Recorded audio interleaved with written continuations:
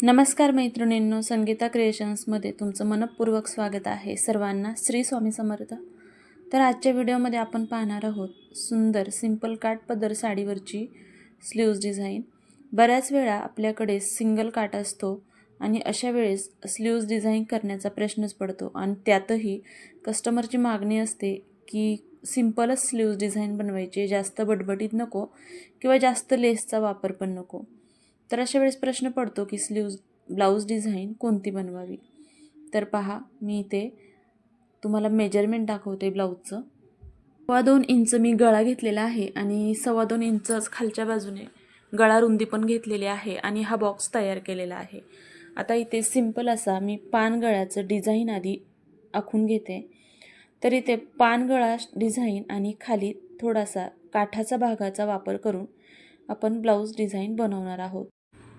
तर आता मी ते चौकर बनवायचं ठरवलं होतं, पण माझ्याकडे जो काठाचा कपडा शिल्लक आहे तो गोल म्हणजे काठाचा जो डिझाईनचा भाग आहे टिकल्यांचा तो गोल आहे. तर मग मी नंतर गोल डिझाईन बनवायचं डिसाईड केलं. तर मी फक्त पानाचा शेप कट करून घेतलेला आहे, कारण बऱ्याच वेळा ऐन वेळेस कस्टमर सांगतात की तुम्ही ही डिझाईन चेंज करा आणि या पद्धतीने बनवा. खरं तर ही चौकर पण छान वाटते, पण आता माझ्याकडे जे डिझाईन होतं काठाचं उरलेलं ते गोल राऊंडमध्ये होतं, म्हणून मी ते गोल राऊंडमध्ये डिझाईन बनवणार आहे. ते कसं पुढे पाहूयात. तर पहा, इथे मी ब्लाऊजचं जे कापड आहे त्याच्या सुईच्या बाजूने अस्तरचं कापड ठेवून घेतलेलं आहे आणि अगदी व्यवस्थित फिनिशिंगसह 1/4 इंच शिलाई मार्जिन घेऊन पूर्ण गळ्याचा भाग आहे त्याला शिलाई मारून घ्यायची आहे. शिलाई मारताना अस्तरचं कापड किंवा ब्लाऊजचं कापड गोळा होणार नाही याची काळजी घ्यायची आणि अगदी फिनिशिंगसह शिलाई मारायची. नंतर गळ्याचा हा भाग म्हणजे जे कापड आहे ते कट केलं आहे, सेंटरला छोटासा कट दिला आहे म्हणजे अस्तरचं कापड पटकन फोल्ड होतं.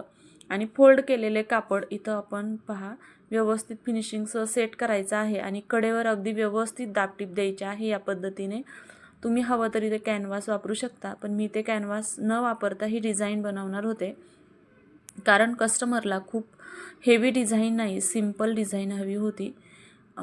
तर पहा, इथे मी पानाचा आकार आखून घेऊन कटिंग करून सिंपल कॅनव्हास न वापरता डिझाईन बनवत आहे. त्यामुळे अगदी व्यवस्थित अस्तरचं कापड आणि ब्लाऊजचं कापड व्यवस्थित पाहून मग त्यावरती दाबटीप द्यायची आहे. अस्तरचं कापड आतमध्ये गुंतणार नाही याची काळजी घ्यायची आहे. आणि आता पूर्ण गळ्याला शिलाई मारून घेतली की जो अस्तरचा ओपन भाग आहे त्यालाही चारही बाजूने शिलाई मारून घ्यायची आहे आणि एक्स्ट्राचं कापड कट करायचं आहे. आता एक्स्ट्राचं कापड मी ते का ठेवते, तर ब्लाऊज शिलाई करताना कधी सिल्कचं कापड असलं तर कमी जास्त होऊ शकतं. म्हणजे आपण तर इथे गळा इन आऊट केला आहे त्यावेळेस आतमध्ये कापड खेचलं जातं आणि साईडला कापड कमी पडतं. तर बऱ्याच मैत्रिणी अगदी अस्तरचं कापड आहे त्याच लेवलमध्ये ब्लाऊजचं कापड कापतात. त्यांचं चुकीचं आहे असं मला म्हणायचं नाही, पण जर इन आऊट केलं तर मग कापड कमी पडू शकतं. तर मी काय करते की ज्यावेळेस अस्तरचं कापड आहे त्यावरती परफेक्ट कटिंग करून घ्यायचं आणि ब्लाऊजचं कापड आहे ते अर्धा इंच किंवा त्यापेक्षा थोडंसं जास्तही ठेवलं तरी चालतं. थोडंसं सिल्क ऑर्गेन्झा साड्या असतील तर त्यामध्ये थोडं एक्स्ट्रा ठेवायचं. काठाच्या कॉटन साड्या असतील तर त्यांना एवढं काही कापड सरकत नाही, पण तरीसुद्धा 1/4 इंच किंवा अर्धा इंच एक्स्ट्राचं सोडायचं आणि चारही बाजूने शिलाई करून घेतल्यानंतर एक्स्ट्राचं कापड कट करायचं. म्हणजे ब्लाऊजचं फिनिशिंग छान येतं आणि ब्लाऊजचं कापड कुठे वरच्या बाजूने अपुरं पडत नाही, म्हणजे अस्तरच्या बाजूने. तर आता मी रेग्युलर ब्लाऊजला जसं टक्स घालायचे तसेच टक्सचं मार्जिन इथे घेते. तुम्ही पाहिलं असेल मी जी 1.5 इंच शिलाई मार्जिन सोडून उरलेल्या भागाचा सेंटर पॉईंट काढलेला आहे आणि त्या सेंटर पॉईंटपासून वरती मी टक्स घातलेला आहे 4.5 इंचाचा. आता इथे गळा खोली थोडीशी कमी आहे म्हणून 4.5 इंचाचा टक्स येतो आहे. तर टक्स घालताना काय करायचं, जेवढी गळा खोली आहे म्हणजे थोडक्यात गळ्याच्या खाली 1 इंचभर आपला असं टक्स आला पाहिजे. आता टक्स घालून झाल्यानंतर मी इथे कमरपट्टी बनवून घेतलेली आहे. जसं मी रेग्युलर व्हिडिओ पाहणाऱ्या मैत्रिणींना सांगतच असते प्रत्येक व्हिडिओमध्ये की कमरपट्टी काढताना 1.25 इंच रुंदीची पट्टी घ्यायची आहे एका बाजूने, म्हणजे कुठल्याही एका बाजूकडून अर्धा इंच फोल्ड करायची. नंतर अस्तरच्या ब्लाऊजचं जे कापड आहे ते पट्टीच्या बाजूकडून घेऊन शिलाई मारायची आहे, म्हणजे फिनिशिंग येते आणि मग ही पट्टी पूर्णपणे ब्लाऊजच्या वरती घ्यायची आहे आणि हिला 5 नंबरची टीप मारून घ्यायची आहे. नंतर हात शिलाई केली की ही शिलाई काढून घ्यायची आहे. तर आता ब्लाऊजचं पॅटर्न तर रेडी आहे. जसं मी तुम्हाला बोलले की मी ते ऐनवेळीच डिझाईन चेंज केली, त्यामुळे व्हिडिओमध्ये मी तुम्हाला हे मार्किंग दाखवत आहे. पण मी आता इथं सेंटर पॉईंट काढून घेतलेला आहे. थोडक्यात हा सेंटर पॉईंट. आता हा चौकोर तुकड्याची डिझाईन बनवणार होते. तुम्ही असंही बनवू शकता तुमच्याकडे जर कापड त्या पद्धतीचं असेल तर. पण आता इथे पहा, मी ज्यावेळेस ब्लाऊजचं कापड जो तुकडा मी शिल्लक ठेवलेला होता तो पाहिला, तर इथे मला राऊंडमध्ये थोडंसं डिझाईन दिसली. तर विचार केला चला ह्या राऊंडचंच आपण डिझाईन बनवूया. म्हणून हे जे फूल होतं टिकल्यांचं त्यालाच मी साईडला कट करून घेतलं. ह्याला एक्स्ट्राचं काही तामझाम करत बसले नाही किंवा अस्तर लावलं नाही. अगदी सेंटरला हे फूल मी ठेवून घेतलेलं आहे. आणि आता या फुलाच्या कडेकडेनेच बघा साईडला अशी शिलाई मारायची.